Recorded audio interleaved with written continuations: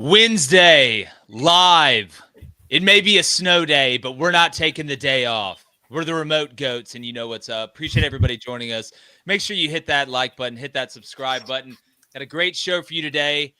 Even though we are out of the studio, y'all know we're going to bring it. We always do. Going to talk about the NCAA looking to expand March Madness. Is that a good idea? Is that a bad idea? Going to give you our Big Ten win totals, part 2. We did part 1 yesterday. Make sure you check that out as well. And wait until we show you what a pitcher from Georgia did last night before he threw a pitch. I've never seen anybody do this before. People are calling it the bat flip of the pitcher's mound. But as usual, David Cohn, former Michigan quarterback. Typically, he's on my left. Looks like he's on my top left right now. And then my brother, former Western State, Colorado wide receiver, Blaine Crane. Blaine, tell the good American and or non-American people how the chat works. Hump day! What's up, chat? Hit that like, hit that subscribe button. If you donate on topic, guess what? It's going to get read. We're going to have a bunch of polls today. Actually, you get to decide who the winner is, so aren't you so lucky? David, that guy above me, it's like full house. What's going on up there? Boys, Wednesday with an I. Let's see what happens with this snow this week, but maybe call-ins this Friday, hot take hotline. I'll be there. I'll trudge through the snow. I got boots. Yeah, look, I'll fix the phone lines. You know me. I don't care. I'll get up there and get in there and get some answers. But I want to start off today talking about something that, when we talk about playoff expansion, most of the time, like we did yesterday, we're talking about college football. But for some unknown reason, they want to expand. And when I mean they, I mean Charlie Baker at the NCAA. I mean commissioners of some of the top conferences are talking about and want to expand NCAA March Madness from 68 teams to 76 teams. Why? If it ain't broke, don't fix it. The NCAA tournament is one of the few things in sports that we have perfect. It's perfect. It's like Oh Boy's drum set off Step Brothers. Just don't touch it. There's no need to expand it. We're not talking about 8 to 12 teams or 12 to 14 or 14 to 16. They let 68 teams have a chance to win the whole thing. We don't need any more. To me, this is the equivalent to when you make a sequel for a movie that should have never had a sequel. We don't need a sequel to Dumb and Dumber. Just leave it. It's perfect. Or like when a good-looking girl gets a bunch of plastic surgery on her face and ruins it. Don't touch it. It was perfect to begin with. You're a natural beauty. The NCAA tournament is as good as it possibly can be, and expanding it just waters it down. One of the best parts about the NCAA tournament is that the number is perfect, and the most captivating part of it is who's on the bubble. Just like we see with the college football playoff, right? A lot of the talk is about who's going to be a 1 seed, who's going to be a 2 seed, who's going to be a 3 seed. But the main talk is about who's going to get left at the door and who's going to be led into the dance. So please, Charlie Baker of the NCAA, or Greg Sankey, or Tony Petitti, don't make a sequel to a movie that doesn't need one. It's already perfect. I'll watch it 30 times in a row, regardless if I already know the ending. And when it comes to the NCAA tournament, we really don't know the ending, at least, other than the past 2 years where UConn just ran through everybody like bad chicken. But please don't touch it. David Cohn, the floor is yours. Please agree with me. I just wonder, is there a max for these decision makers? Like, is there a max number? For instance, if we already had 78 and it's, there's been enough time now where they can expand and they can get away with it, would we be going to 88 right now? Like, is there a perfect number? Is there any reason or rationale? Like, if you just put every single team in the tournament, what would they do then? Would we just invent new teams? I do think that college football, though, needs to look at this and study this long and hard before making any decisions about expanding any further. And I'll tell you why. Just this past weekend, we had number 1 Auburn beat number 2 Alabama. And while it was a great win and there was a lot of excitement, immediately afterwards, everyone said what, Jake? Well, look, this is about March. We need to have success in March, already sort of devaluing a historic regular season matchup, right? And not only will Auburn and Alabama face each other again, minimum, because that's just college basketball, they could face each other in the SEC tournament. They could face each other in the March Madness tournament. That could be 4 times they meet up. College football needs to look at that and say, man, do we really want to water down our regular season even more? Because the end of this past regular season, to me, was made even better better by the 12-team playoff. College basketball, look, if they go to 78, well, I don't know how logistically you're going to make it work. Right now, over 2 weeks of basketball, it's sort of a perfect tournament, and I think the play-in games were kind of interesting. I wonder if they're going to have more play-in games, but at some point, if you keep adding more and more teams, one, it just gets ridiculous, but two, I think basketball will be less affected than football will, even adding a couple more.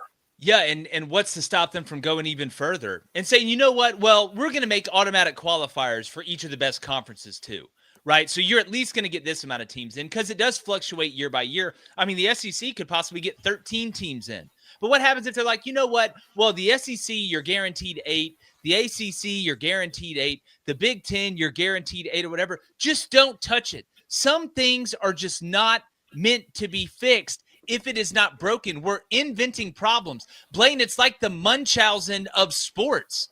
Like we think everything's broken. Like everybody's sick. Oh no, I have a hangnail. It's cancer. No, we don't need it. As far as the play-in games go, you could maybe convince me that hey, Jake, since we already have 4 play-in games when we went from 64 to 68, what if we took the last 4 teams that were out even after the first 4 playing games were decided and let them play a round-robin tournament and still have 68 teams total? You could maybe convince me of that, but that's as far as I'm willing to go. And to Cohn's point, he's exactly right. We talk about watering down the regular season in college football. If you let 76 teams make the postseason, you're going to get the same argument you get from Major League Baseball fans. We play 812 games and half the league makes the playoffs. Or you hear about it in the NBA. It just devalues what I think is one of the core things that makes Selection Sunday so freaking amazing. Well, the people pulling the strings don't care. You're still going to watch. No matter how many teams they put in the playoffs, you're still going to watch. You're still going to fill out a bracket. You're still going to watch the college football playoff. They're going to take money over tradition every single time. It's a revenue play. That's what it is. Well, then what do you say? Hold on. Well, what do you say to the people that didn't? Yeah, the college football playoff wasn't watched nearly as much as it has been in the past. Well, what did you say that again? The college football playoff had some games that didn't exactly break the records. I mean, we're looking at the regular season for college basketball. Auburn and Alabama had 2.8 million views on ESPN. That was the most watched college basketball game of the season. I think tradition does matter. Regionality matters. We know that. But I think tradition does matter. And I think it just makes it less sexy. I'm not disagreeing with you. I didn't say that. I'm saying the people who are pulling the strings, I think tradition matters. You think tradition matters. They don't care about tradition. They care about their pocketbooks. They care about making more revenue, and you're going to make more revenue with more teams in the tournament. You're going to make more revenue with more fans rooting for more teams in the tournament. It's the same thing with college football. It's the same thing with college basketball. They care about their bottom line. They don't care about what you think. They don't care about what I think. They're going to do what's best for the pocketbook, even if it changes everything. I don't think there's a reason we should change this. I didn't think there was many reasons we should mess with the college football playoff. If you cut it up too much, it becomes unrecognizable. But us, from a betting standpoint, from a watching standpoint, and from a fan standpoint, we're still going to watch. But do we have enough data, David Cohn, to say that it makes more money yet? I don't think we have enough data to make that. Now, they may have numbers that I don't have, to Blaine's point. I mean, they're going to get, inside info. They're going to get the briefings about how it's looking and what is the most economically, favorable for them. But I haven't seen anything yet that I'm like, oh, well, it's definitely going to make more money.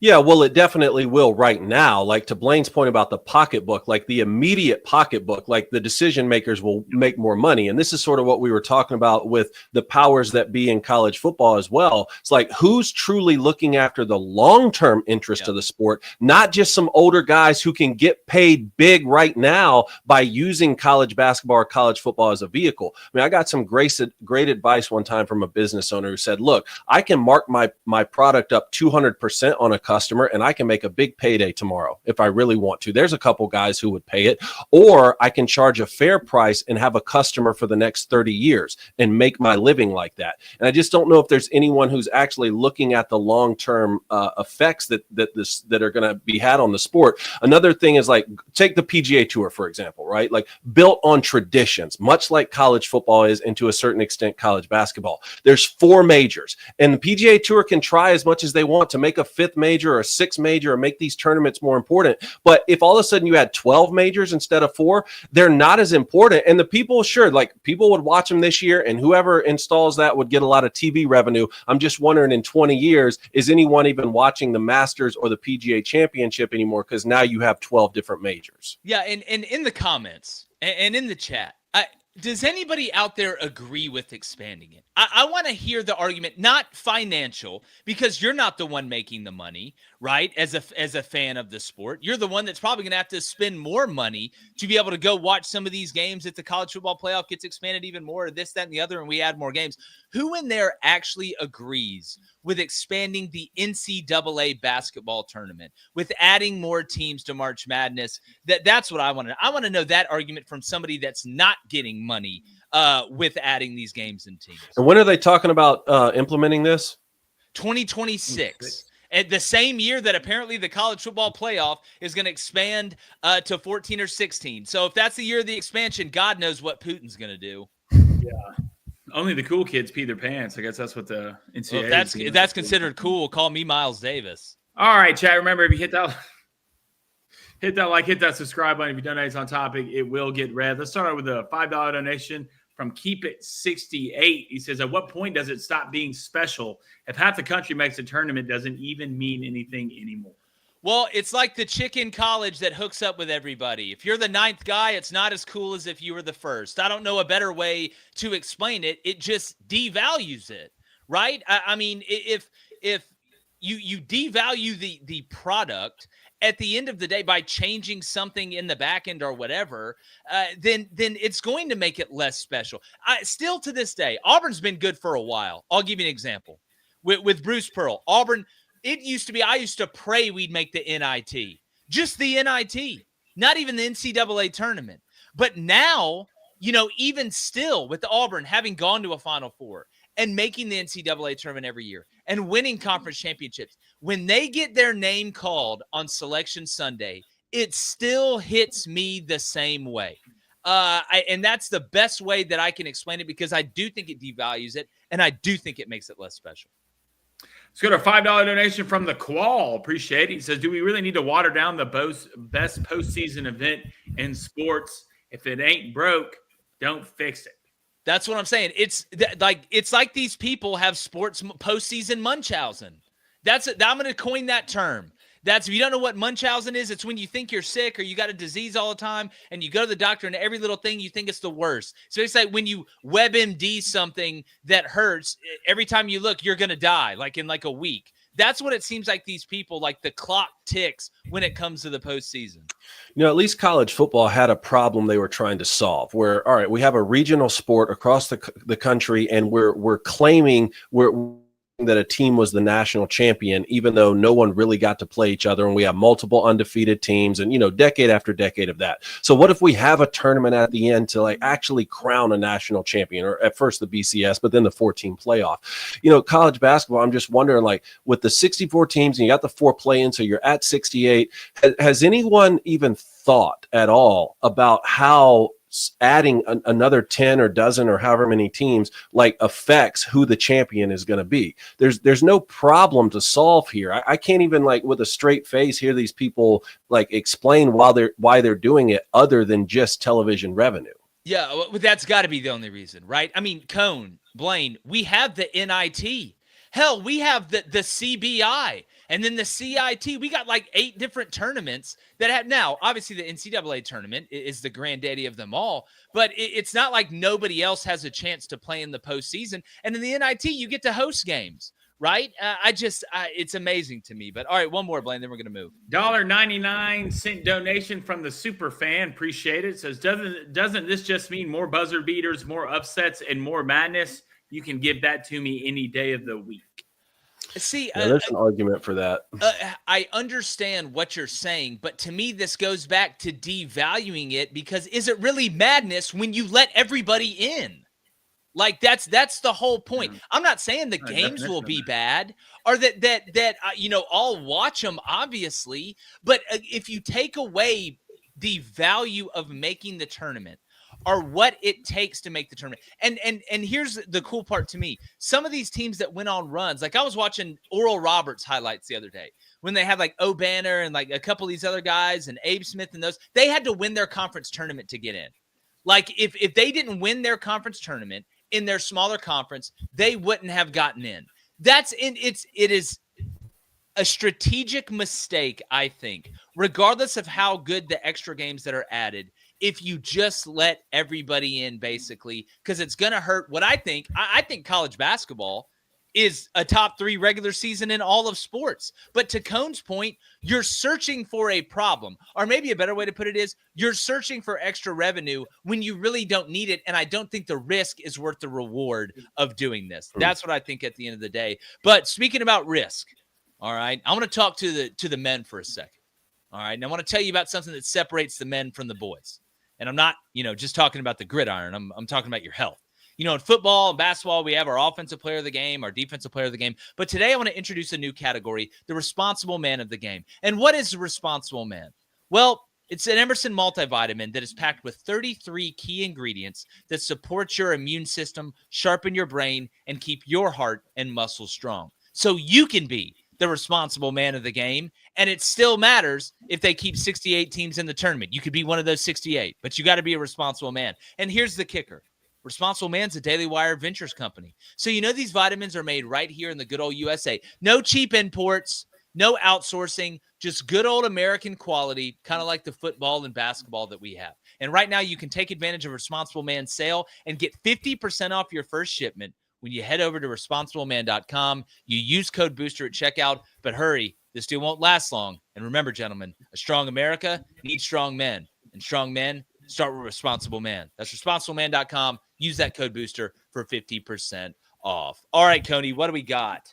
All right, it's part 2 of our Big Ten win totals for 2025, this upcoming football season. Blaine, do you have the first team up? I believe it's Oregon. Yep, I am pulling it up. There we go. 10.5 is the number. 10.5. Let me get out my handy dandy notebook. All right, boys, get your things ready to ride. It's about that time. Oregon Ducks are fighting Dan Lanning's. Love to see it. See if you can cook a better steak this year. All right, then start off with Montana State at home. Win. Oklahoma. Sorry, Mixie. Yeah, that's tough. Oklahoma State at home. Win. At Northwestern. Win. Oregon State at home. Win. At Penn State. Loss. Indiana at home. Win. At Rutgers. Win. Wisconsin at home. Win. At Iowa. Win. Minnesota at home. Win. USC at home. Win. And at Washington. I'm going to give them a win there. That's a pretty favorable schedule. What's that, 11-1? I got them 11-1. So I got them at the over. State?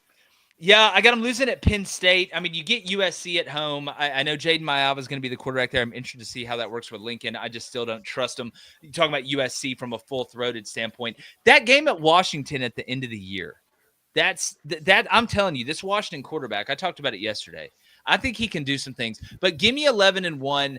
I'm just interested to see, I know the quarterback situation there. Most people think it's pretty settled, but you did lose Dylan Gabriel, who I think's finally done with college football after 13 great seasons. But I'm gonna go 11-1, Coney. Man, so no Buckeyes, no Michigan, nope, no Nebraska. Nope. Yeah, I mean 11-1 certainly out there. That game at Washington though will be interesting. Is that Oklahoma State game? You said it's at home, right, Blaine? Correct. Okay. God. And Indiana's at home too. So really at Penn State, that's their toughest test. Yeah, I wonder. That may be a game where they're not favored, depending on how Penn State starts. Yeah. All right, let's move on to Michigan. 9 flat, no hook right now. So 9-3 would be a push. Here's their schedule. New Mexico at home. They go on the road to Oklahoma. And remember, that's Sharon Moore's alma mater. Central Michigan at home. Win. Nebraska on the road. And then Michigan has a bye week before they host Wisconsin. They go to USC. They get Washington at home, go to Michigan State, Purdue at home, another bye week before they go to Northwestern, to Maryland back-to-back, and then they host the Buckeyes in the Big House this year. I'm going push 9-3, Cone. I got you losing to Ohio State at home this year. I'm sorry. Don't be sorry. You'll be wrong. I'll be right. I'm sorry. Okay, for you. I mean, look, I'm just telling you, I'm sorry personally as a friend. Is Bryce Underwood going to start?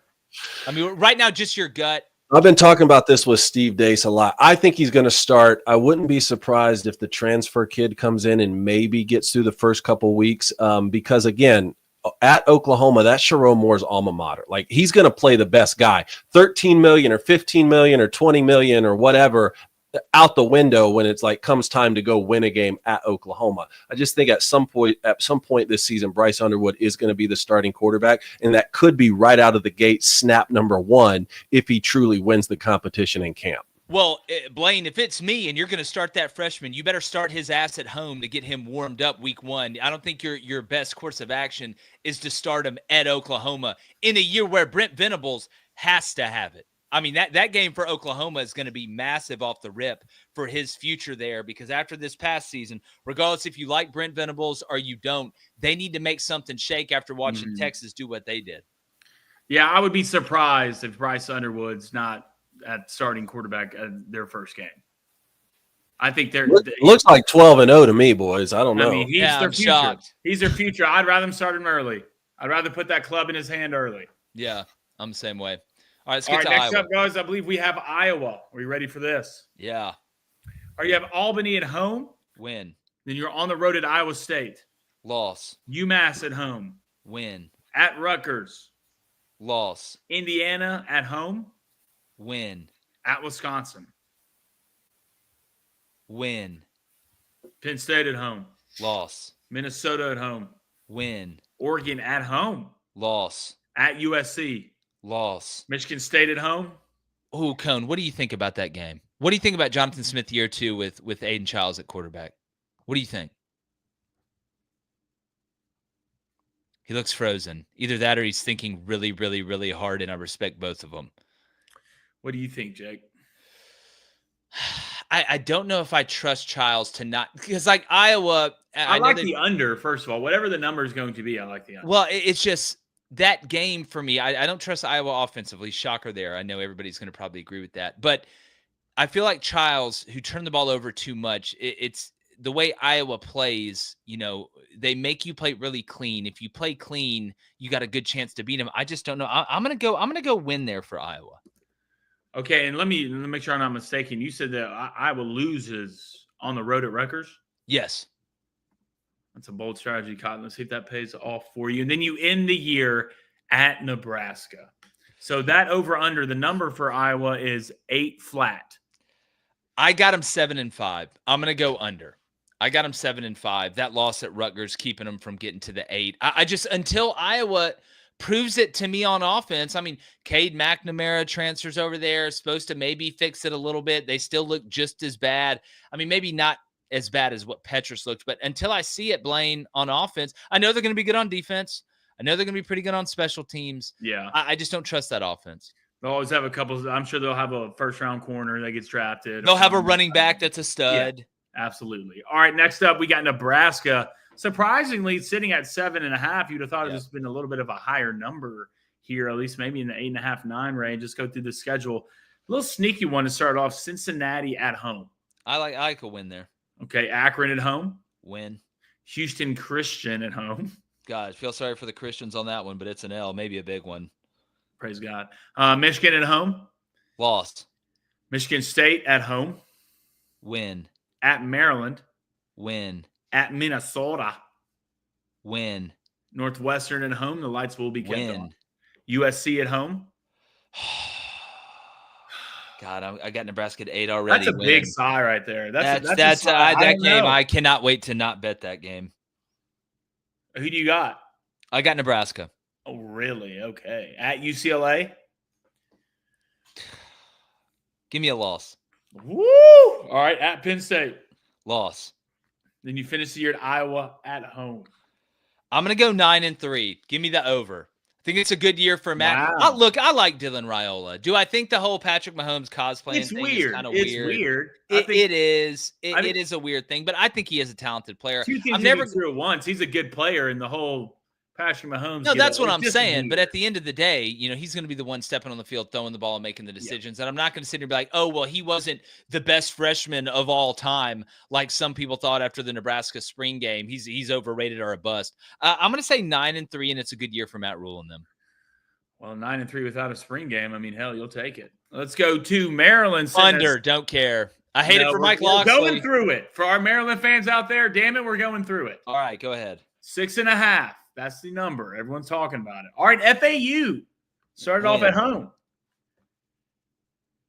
Win. Wow. Northern Illinois at home. Let's get hot. Win. Townsend at home. Win. What a start.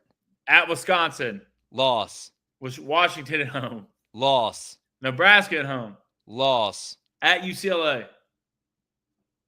Loss. God, you got UCLA pretty good this year. Okay. Indiana at home. Sneaky. Loss. Cignetti. At Rutgers. Loss. At Illinois, your favorite team in college football. Dude, don't say that. But you love them so much. I like them. I think they're going to make the playoffs. I'm going to go loss. 11-1, right? Yeah, 11-1. I'm going loss. Is that your SMU for this year from last year? Yes, that is my SMU. Y'all, like I said, y'all pointed and laughed last time, and now it's like the Sea of Thieves thing, right? Yeah, I had to put on the Joker mask and tell you about my scars, and then they made the playoff. Then you have Michigan. You have Michigan at home. God, loss. At Michigan State. Give me a win. I'll throw him a bone. There you go. Is that the over? That's 4. Under. Oh! All right, look, I coached Mike Locksley's son, Kai, at Iowa Western when I was in junior college coaching. Love Kai. They got a great family, but I think this is his last year at Maryland. I think they're gonna struggle. I got him 4-8 right now. Again, we make our final predictions after fall camp, but I got him 4-8. Yeah, Jake can say what he wants, but this is definitely his final predictions, and they won't change. No, it's not. Don't listen. Wait, did you go over on Iowa? I went under by 1, Cone. I went 7-5. What about Nebraska? I went over 9-3. Over 9-3 for Nebraska, and then under for Maryland. Yep, I got this is Locksley's last year. Jake's just trying to suck up to Matt Rule. We know what's I don't even know Matt Rule. I'd like to meet him, Matt, if you're listening. We know that we once knew that you know Matt Rule. Yeah, no, you'll never catch me. How about Indiana? You want Indiana? We're on Indiana now. Well, I could go Indiana today, but you just popped back in here. You seem excited. If you want to do it, you can. Look, man, I'll get after Indiana right here. Smoke some cigs right now. 6 even. How disrespectful. 6 flat after making the college football playoff? Yeah, well, maybe they play adults this year. Yeah, true. All right, well, let's find out. First off, spring game. There's a win. Yeah. But after that, Old Dominion. Win. Kennesaw State. Watch out now. Win. That's our old stomping grounds. Indiana State. Win. Sorry, Sycamores. Yeah, okay, so halfway there. Illinois at home. Loss. At Iowa. Illinois by 50. Loss. At Iowa's loss? Yeah. Bye week, they'll win that one. At Oregon. Loss. Michigan State, home. Win. UCLA, home. Win. At Maryland. Win. At Penn State. Loss. Wisconsin at home. Win. Bye week, and then at Purdue. Win. 8-4. A good second year for Cignetti. Not making the playoff. But I mean, how do you know? They're expected enough, man. 8-4 will get you in. Well, if they're going to let 30 teams in the playoff, I mean, maybe Indiana could sneak in again this year. But could you imagine saying that Kurt Cignetti, if they go 8-4, would win 19 games in his first 2 years? You talk about an accomplishment. I know Da Vinci did the Sistine Chapel or whoever that was. That was pretty cool. I've seen the Champs-Élysées in France. That was kind of dope. The Eiffel Tower, a little overrated, but it is what it is. But that would be more impressive than any of that. Winning 19 games in 2 years, way more impressive than the Mona Lisa. If we're being honest, that picture kind of sucks. I'm glad we're on this topic. I'm glad you kind of brought this into the realm. I can't remember which composer it was. I can't remember. It was Bach or Mozart, but one of them was deaf. Really? Yeah. Huh? Beethoven went deaf. Okay, Beethoven went deaf. And Michelangelo painted the Sistine Chapel, I think. The poet? What was the Black Lady poet? Do we know when Beethoven went deaf?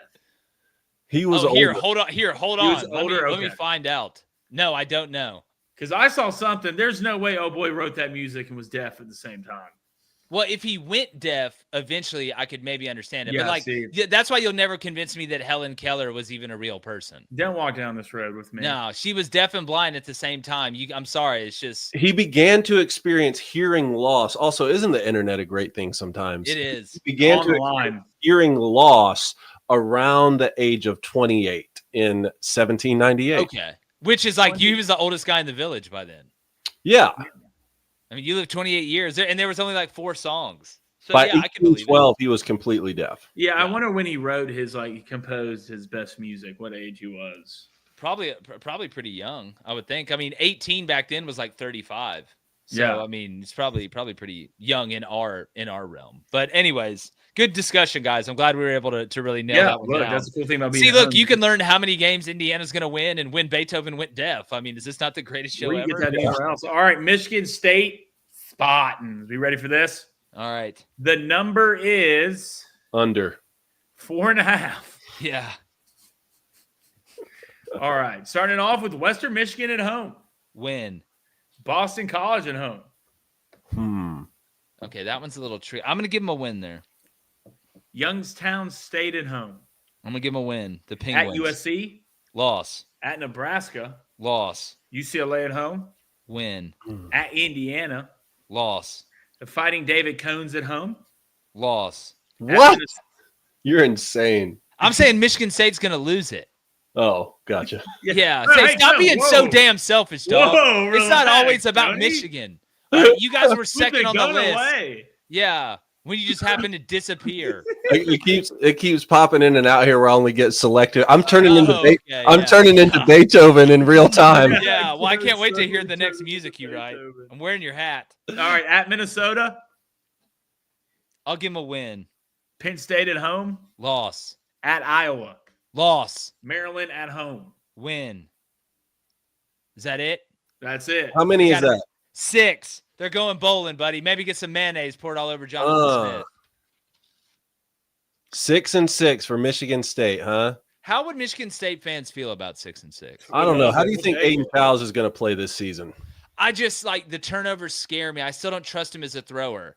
Like he obviously is athletic. He can do things with his legs. He's going to continue to get better. But can he throw them to wins when he has to, when the run game isn't working?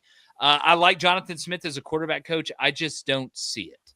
All right, next on the docket, we got Northwestern sitting at 4. Mass golf. 4.5, Mass I golf. believe. All right, and you're starting off. Hey, you're at Tulane. Loss. Yeah, Tulane, good program. Western Illinois at home. Win. You're going to get your pants pulled down from Oregon and probably your own program. Yep. Then you're UCLA at home. I'll give you a win there. UL Monroe at home. What up, BB? God, does Vincent and them pull it off? Speaking of masks No. and pants. I don't I'm going to think say so. no. I'll give you a win there. There's 3. At Penn State. Win. Purdue at home. Win. At Nebraska. Loss. At USC. Loss. Michigan at home. Loss. Minnesota at home. That means that Northwestern loses, David. Oh, yeah, I follow. All right, I'm going to give a loss to Minnesota. And then at Jake's favorite team in Illinois. Ass beating. Is that it? Yeah. That's- apparently Then they got the Big Ten- Illinois then is going to kill Big everybody. Ten championship after. Oh, Jake. the Big Ten championship loss. 100% loss. 4-8. Even though I do think what the coach did there with after everything went down, coming in the interim and then taking over and being the head guy, kind of pulled a Spencer Danielson, but it just wasn't as sexy because they didn't do what Boise State did. But give me 4-8. Sorry. And then Purdue, I can go and tell you under. I can go and tell you that. You can read the schedule if you want for all 9 of our Boilermaker fans out there. Yeah, we are going to read the schedule because to some people, Purdue matters. Well, in basketball, I'm a big Matt the Painter guy. All right. They're starting off with Ball State. Win. You got Southern Illinois at home. Win. USC at home. See ya. At Notre Dame. Nope. Illinois at home. Puke. That sucks. That 3-game stretch, USC at Notre Dame and Illinois at home. Yeah, you better watch out for Ball State. Ball State's pretty good. Yeah. Any team with balls in the name is going to be a problem. Right. At Minnesota. Loss. At Northwestern. Nope. Nope. Nope. Rutgers at home. Loss. At Michigan. Hell no. Ohio State at home. Yeah, write me a letter. At Washington. No, sorry. The fisherman's got you. And Indiana at home. Look, Purdue's How did Ryan Purdue Walters, get I so agree bad? they should have let him go, but look, I'm just telling you right now, it's not going to work out this year. They need at least 3 years. How did Purdue get so bad? You see what Stymie in the chat said? He said, fun fact, if you had spotted Purdue 34 points in every game this year, they would have finished 6-6. That's like the reverse Miami stat from 2001. Wow. Where you're like, if what was it? The Miami, what wasn't it the 2001 team? It was if the offense hadn't scored at all for Miami in 2001, they would have finished something like 8-4. Which is just insane, and that's equally as bad. So if you would have started the game with Purdue up 34-0 in every game, they would have gone 6-6. That's what Stymie says. Stymie, we may have to check those numbers out, but if that's true, good God, that's awful. Weirdly enough, I believe him. Oh, I believe him 100%. That's an odd number to fall on to make something up. But all right, there it is. Big Ten football projected win totals part 2. We're going to put those both together in one breakout so you can see. Coney, just early feelings. Who wins the Big Ten this year? Oh, man. I'm not going to hold you to it. Yeah. I'm not going to hold you to it. I want to see how the transfer portal ends before I seriously go in and grid this thing out for each one of the conferences like we do around fall camp time. I want to see who all ends up where when the last portal closes. I'm interested to watch what Oregon's going to do at quarterback, and I want to see what the Buckeyes are going to do at quarterback, and really Michigan too. I mean, I think those have to be the 3 teams that we talk about if Penn State's not going to be the one who like finally takes that mantle, right? At least Penn State has a returning quarterback. I wonder what are the odds? Is Penn State actually favored to win? They've got to be, right? I can find out. They've got to be, right? Like it has to be Penn State. It's so interesting. I mean, Jake, right now, would you take Penn State with all the momentum, returning quarterback, or the other 3 programs who've been consistently better traditionally and been able to like win the conference, starting new quarterbacks? I actually need. Can we pull up Penn State's schedule real quick? And I know that Oregon's brand new to the conference, but I'm just talking about I know what you mean. Dominating in their conference before they came over. Let's go through the schedule real quick. Because Sure. I remember us talking about this yesterday, but I just can't specifically remember. No, it's still the Buckeyes at plus 150, Oregon plus 240, Penn State's at plus 400, They're and at 3? plus 400, and Michigan at plus 900. And 3 of those 4 teams, like we just said, are going to be starting new quarterbacks. Go through Penn State's schedule before I say this, just real quickly. Just buzz through it. Nevada at home, FIU at home, Villanova at home, Oregon at home, at UCLA, Northwestern at home, at Iowa, at Ohio State, Indiana at home, at Michigan State, Nebraska at home, and at Rutgers. Bro, they're going 11-1. They're going 11-1. Maybe the reason that Ohio State is the favorite. Maybe the reason that I think the floor is 10-2. Maybe Ohio State is the favorite because they host Penn State. And they're assuming either both those teams go 11-1 or which Ohio State could lose to Texas and obviously still win the Big Ten. So, they play Texas week 1 at home, even though I think they're going to win that game. So you get Penn State gets Oregon at home and they go to Ohio State. And outside of that's right, isn't it, Blaine? Well, say that again. Penn State gets Oregon at home. Correct. And they go they're to on the Ohio road State. at Ohio State. Okay. Oregon doesn't play Ohio State, right? Correct. No. And Ohio State plays Texas and has to go to Michigan, and they host Penn State. But again, I think at plus 400. I mean, right now, right playing. now, you look at the odds for the Big Ten championship. Obviously, it's Ohio State, Oregon, Penn State, Michigan, India, Illinois, sitting at plus 6,000. Wouldn't be a bad bet. I'd put 100 on Penn State and 100 on Illinois. If you were going to give me $200 to bet on conference champions right now, before, like Cone said, we see the spring transfer portal window. We see who gets hurt through fall camp or whatever, who wins what job. Because, look, I mean, all those other teams, we can say we think Julian Sain's going to be the guy, but he's got to come out and be the guy at Ohio State. Obviously, the Bryce Underwood situation with all the other transfers, because I think, damn, Cone, y'all got like 6 quarterback transfers coming in there. So we'll see. And then you look at Oregon, with who they have replacing Dylan Gabriel. Not that they're not talented, but I don't know, man. That Illinois is at plus 6,000. Yeah, Illinois is at plus 6,000. So if you bet Blaine. So if I put $10 on plus You 6,000, win I would win $600. what? That's 600. So You if win I put 100, I'd win You win 6,000. 6,000. Correct. Damn. And what's crazy right now when I'm looking at these odds to win the Big Ten and the win total, Indiana sitting at 6 total wins for the over-under, and you go look at the odds, they're plus 2,500 to win the Big Ten. And that's right now sitting at And fifth? Illinois is plus 6,000. Plus 6,000. And Altmaier is coming back, right? I'm not losing my mind, correct? You are not. Well, I think you lost your mind a long time ago. But I'm talking about even worse, like Shutter Island worse. Altmaier is coming back next year. It's just crazy. We talk about all these teams in the Big Ten: Ohio State, the Oregons, the Penn States, the Michigan. Hell, we're out here talking about Illinois, and there's USC. No, don't trust them. Just sitting in there. We don't talk about them anymore. Look, well, it's funny. You bring in Oregon. They're the talk of the town. USC, just nobody believes anymore. That fear factor is gone. The fear factor that USC built up with Pete Carroll, right? And even with Lane Kiffin a little bit. And I know that was closer to the Pete Carroll era. It's gone. And I know they beat LSU last year. I get it. And I'm not saying that they can never be good again, but I'm not scared of USC if I'm Ohio State or if I'm Oregon. Or if I'm, even Illinois, that wouldn't scare me as much as, oh, good God, we got to play Ohio State and that $30 million roster, $20 million roster. But anyway, what's the chat saying? All right, let's get to a $10 donation from the Michigan man. Appreciate it. Bryce Underwood is the future for us. You got to start him game one. Who cares anyways? Our defense will handle business. Well, you're losing a lot on defense. I know you're talented, but Cone, let me ask you this.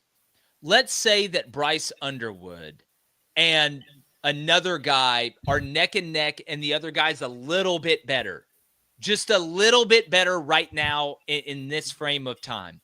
Would you say, you know what, Bryce Underwood is the future, and there's not a big enough gap in between these two guys, even though the other guy may be slightly better? We need to go ahead and get his feet wet against New Mexico State and then send him off to Oklahoma? Or would you say, nope, he's not the best guy. We're paying him $12 million, whatever. We're going to start the guy that, even though he's just slightly better. That first scenario you said, where you go with the guy who's younger and has the biggest ceiling and who you're paying the most money to, that to me is if it's dead even, right? If a guy is better, I'm just big on start the guy who's playing better in fall camp, right? Who has the better camp, open it up for competition, because all of the stats are kept. You're keeping a log of every single throw. You're keeping a track of how these guys are performing. Also, to answer your question is, what else is going on around the team? I mean, to the Michigan man's comment on there, do you look like you have the best defense in the country where maybe you can get away with a few turnovers if a younger quarterback starts? I also don't think it's a bad thing for a young quarterback coming in who's getting paid all this money, who's Mr. Everything, 5-star, highest ranked recruit,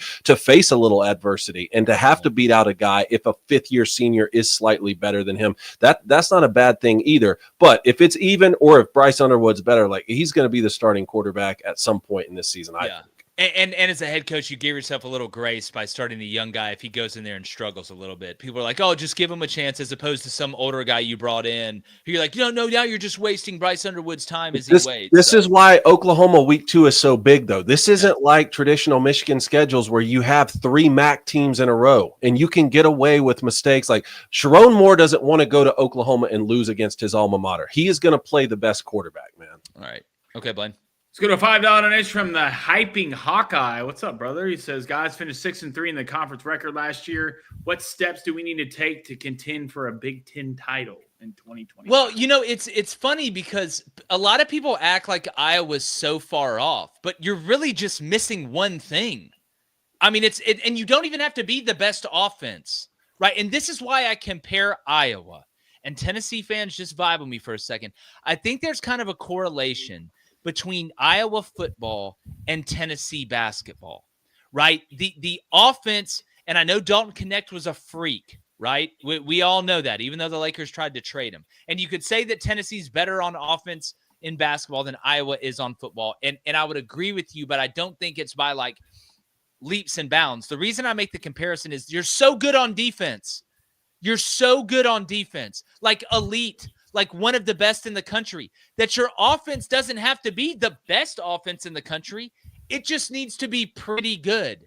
But you haven't had pretty good offenses. You've had pretty bad offenses. You've had offenses that are to the point that it negates the eliteness of your defense and special teams. So you don't need to raise your offense all the way to the roof. You need to just get it off the damn floor. If Iowa could finish somewhere in just the middle of the pack to second tier in the Big Ten from a full-throated, yards gained, points scored, and turnovers committed, they would make the playoff almost every year as we keep expanding this being in the Big Ten. So I don't think Iowa is that far off. But having said that, you've done the same thing with Ferentz, it seems like, for 30 years in a row now. It's been the same thing. So why would I believe that it's going to change? This isn't a trend with Iowa. It's who you are. It's a pattern of year after year after year after year. At least trends go up and down. This has been the same trend. Iowa is the same team. It's like watching reruns over and over again. So, if you elevate the offense a little bit, I think you could find yourself in the playoff. Let's go to the Flexen Weston. What's up, man? He says, guys, I'm not crazy, right? Preston Stone transferred to Northwestern, so you're telling me there's a chance. Well, I mean, you could say that, but Preston Stone's ass got taken out from SMU and the Ponies made the playoffs. So, and again, the year before, I mean, Cone, you remember watching this guy. He's got talent. He was one of the biggest recruits that SMU ever got, right? It was like the biggest coup that they had in recruiting in a while. And yet it was Kevin Jennings that was the guy that came in and sturdied the ship. Remember how bad they looked against Nevada? I thought my prediction was cooked. I thought they were going to throw vegetables at me after the first couple SMU games. And then Kevin came in and did his thing, obviously, until the playoff game against Penn State. So maybe Preston can turn it around. I've got to see that transformation back into who we thought he was going to be first. Yeah, I was really surprised to see that quarterback battle play out, especially when SMU started so bad and then ends up making the college football playoff. But the Mark Gronowski kid from South Dakota State, so he's transferred into Iowa now. Yeah, we thought Cade McNamara coming into Iowa was going to just help them be okay enough to be good. Yeah. And that was a disaster. It's like you take a sip of the water in Iowa and you suck at quarterback. So maybe drink Gatorade. I don't know. But all right, let's move on. We'll get to the rest of these donos at the end. All right, we got some college basketball reactions here. Last night, TCU upsets number 9 Texas Tech 69-66. Yeah, TCU needed that one. I mean, Texas Tech has been hot. Texas Tech took a lead in the second half. They weren't able to hold it. But at the end of the day, I mean, look, you're the 9th-ranked team in the country in Texas Tech. It's one basketball game. I actually do want to bring up and see where TCU is right now in the bracketology and see kind of how that win elevated them to see if they're in any of the first 4 out. I got Joe Lunardi's pulled up. Right here. Let's see. The last 4 buys are Texas, West Virginia, BYU, and Vandy. And then the first 4 out are VCU, Georgia, who's still hanging in there, SMU, and North Carolina. That's weird to see. Then the next 4 out are Indiana, Xavier, Kansas State, UC Irvine. So with TCU, they may have to win the conference tournament at this point. We're so far gone. Thoughts on BYU beating Kansas 91-57. Shout out Devin. Congrats. Belt ass. Look, I want to make sure that we give BYU credit. And this bracketology was updated this morning. So it does have BYU in the last 4 buys. So that win was huge for them. But I would be remiss if I didn't make this more about Kansas. What happened? Like, what I hear everybody, and I agree that, the transfer pieces really don't fit. Hard for me to figure out why AJ Storr doesn't fit when he did what he did last year in a conference like the Big Ten. But I'm looking at Kansas, guys, and you have the same guys. Hunter Dickinson has been in college for longer than Emily Dickinson was alive. I mean, he transferred from Michigan what seems like 8 years ago, Cone. DeJuan Harris has been at Kansas for forever and won championships and played in huge games. The Adams kid has been there forever. And then you got a shooter like Coit. Zeke Mayo was supposed to come in and just be a splash festival. What I saw last night, outside of BYU looking great, and then watching how defeated Bill Self looked in the postgame presser, I think this Kansas team has quit. They didn't play defense yesterday. They didn't look enthusiastic to be out there or right the ship. They didn't look together on either side of the ball. They're committing terrible turnovers. Bill Self said after the game in his post-conference presser, or his post-game presser, that they just need some time apart. Bro, it's February 18th, Bill. We're a nose hair from March. Y'all need time apart? What is this? A bad marriage and your kid just graduated from high school? Like, they just look like they quit. So shout out to BYU. I'm going to give BYU their flowers. They look great. That Richie Saunders kid is just a butter show out there. And Kevin Young was a great hire. But God, Kansas looks awful, dude. You get them away from Allen Fieldhouse, and they're like Drew Barrymore from 50 First Dates. They just forget.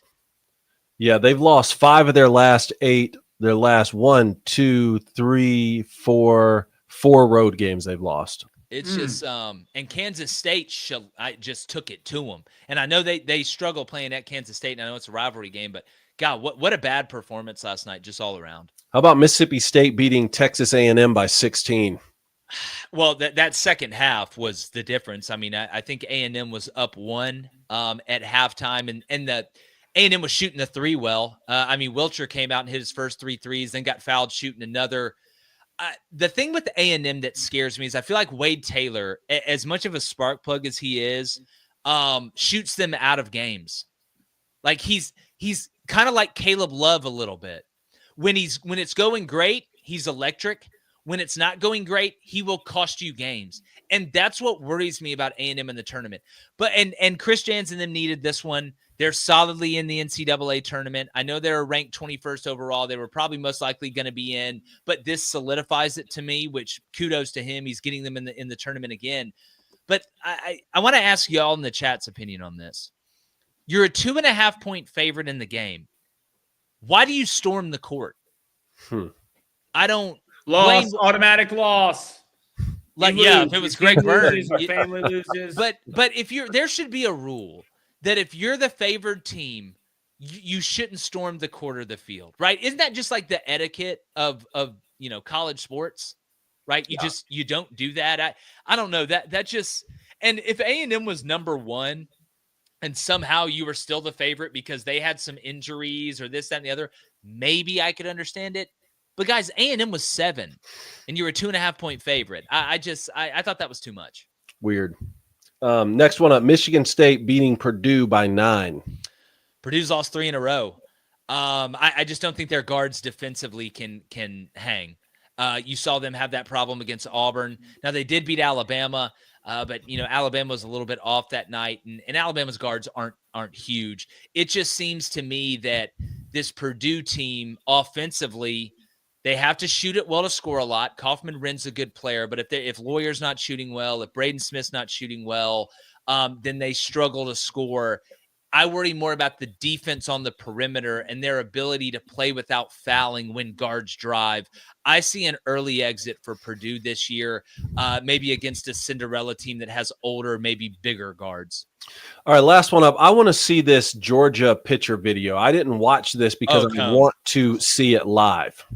Oh, David. Okay, let's play this video. Blaine, I want to know if you've ever seen this before either. Let's go ahead and play this video of the Georgia pitcher last night against Kennesaw State. There was a lot of emotion. A couple guys got thrown out. Dude absolutely pimped a home run as well from Georgia because Kennesaw State was up late. But let's show their closer and what he did to the guy, or what he did when he turned around and he looked at second base. Go ahead and play that clip. But that's definitely something they hold. See him looking at him? Sticks his tongue out and waves it. Then K's you up. A beauty of a bender. Pseudo's down looking, and Georgia scores 6 unanswered. So David, Wait, old man. now? All right, go show it again from the start. Watch him when he looks at second base. Come, just look at his face. Play it again. Zoom in. Sticks his tongue out at him and waggles. 0-2, a beauty of a bender. Or is what we call a Sudanese breakfast. Is that a Sudanese breakfast? Yeah. Dude, I'm like, people don't realize how funny baseball players are. And it's and we always say the gayer you act together, the better. Yeah, well, the gayer the team, the better the team. You just can't actually be gay. That's the line. It's very blurred, but same time. Why do you think Northwestern did so well? Yeah, they went too far. That's only why the reason they only won 2 games. That's just how that works. We're talking nut taps. We're grabbing cheeks on the way out. Let me use your bat, wink, wink, type of stuff.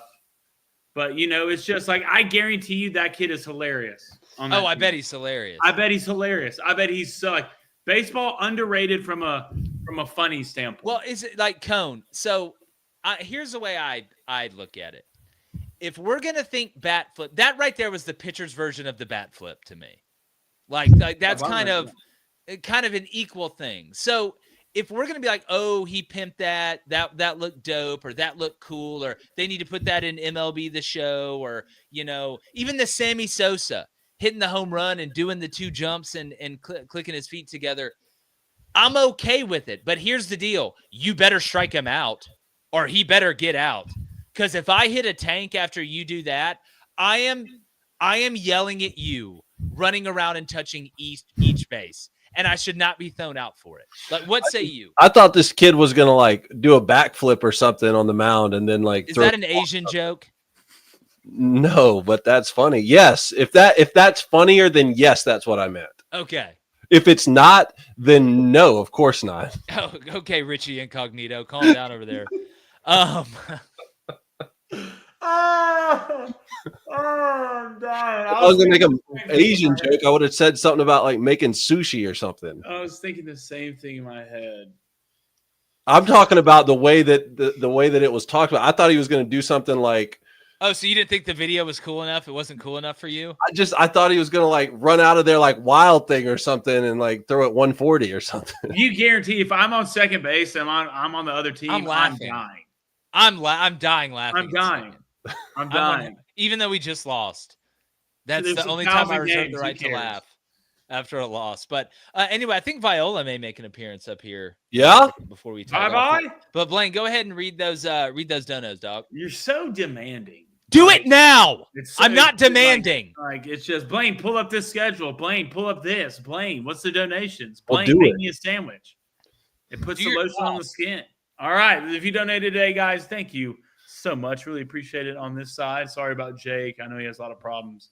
All right, we got a $5 donation from Racha. He says, fellas, this isn't about sports.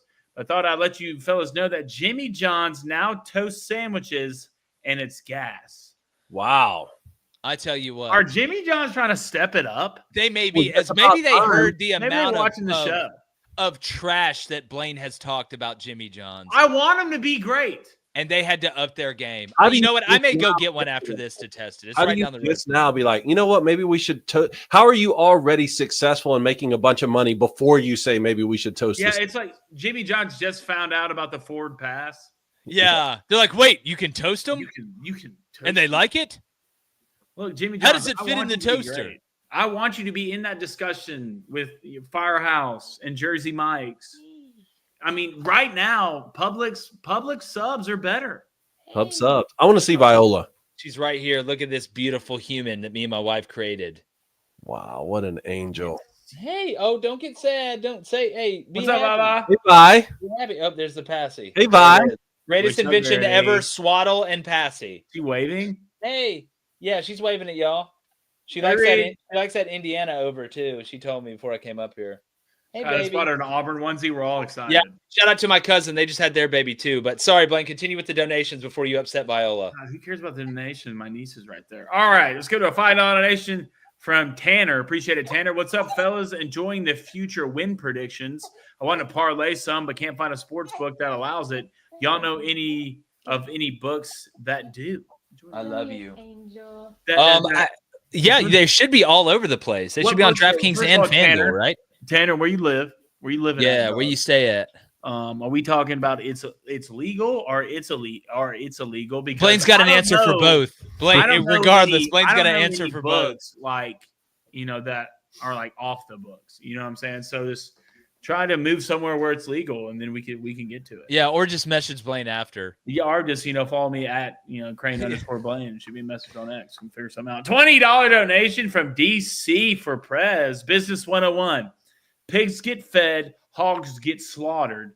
Expansion means oversaturation, and it's detrimental to the long-term success of any entertainment-based industry.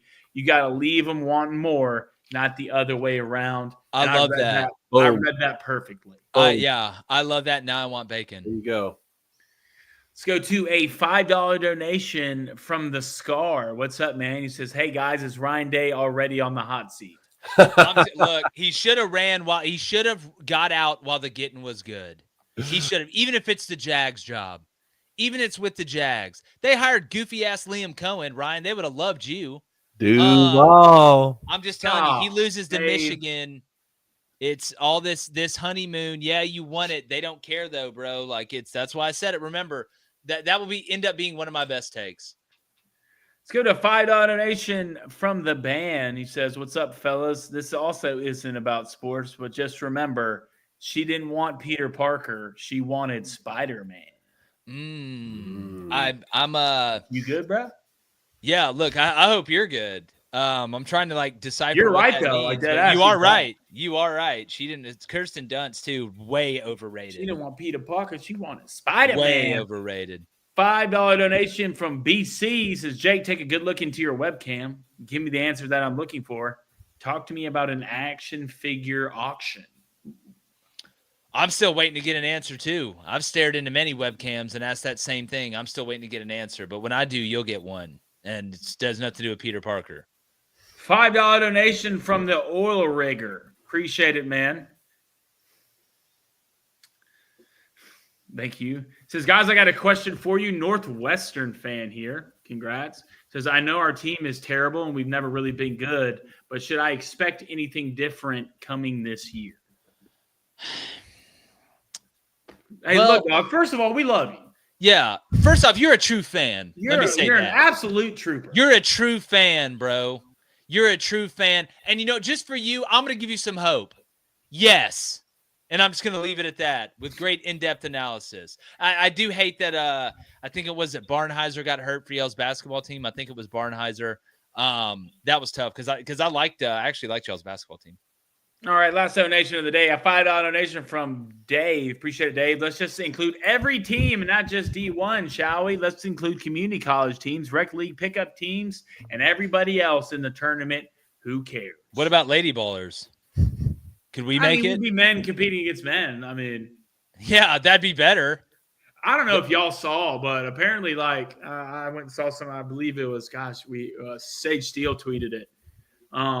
She's talking about guys are still allowed to practice with girls, and if you transition before you're 9 years old, you can still play. Well, I feel like if you transition before you're 9 years old, your parents should be arrested. That's a story for Charles another day. Baker. As far as the guys practicing against girls, if I was a women's basketball coach, we would practice against guys every day. That's totally different than the games counting. And it's funny, I was talking to a women's basketball coach the other day, and what they do is they practice against guys, but they don't let the guys jump to avoid injuries and making it somewhat more realistic. That's what I do to make us better against girls, but that's not, the same as letting guys play in the women's league in the NCAA tournament. Those are two totally different things.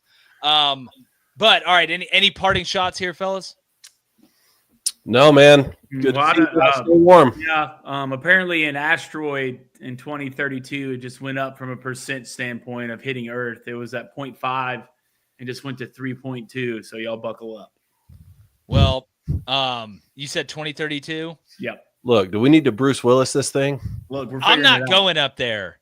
I already told you the only way I'm getting to space it's not a world killer. We'll save you. Don't worry. It's not a world killer. It's just it's going to be big enough to knock out a major city. Which city? Yeah, which city? That's important. I don't know. If Canada keeps talking shit. Yeah, I need to know before I Bruce Willis it. No, I don't need them to magnet that thing to Canada because that's too close. I don't want to. David, can you just catch it or underestimate it? I'm on it. Just throw it. Elon will figure it out.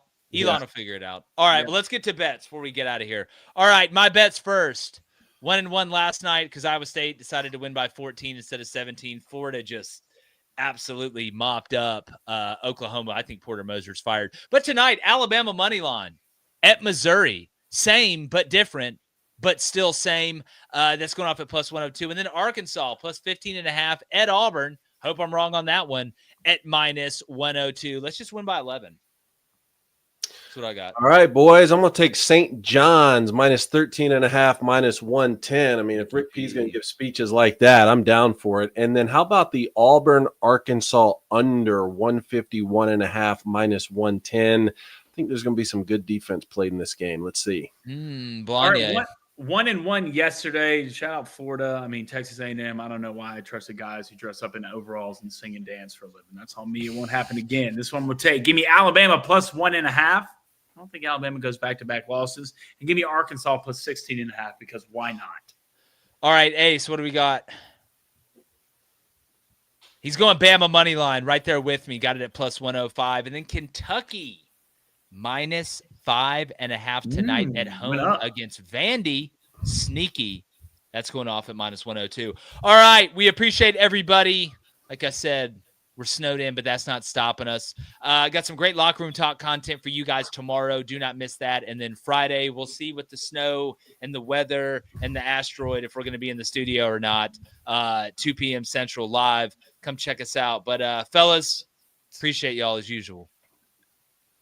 I do not appreciate you, R. David. Okay, good. Well, like the chances y'all suck. Yeah, like the chances of Blaine appreciating anybody other than himself. We're gone.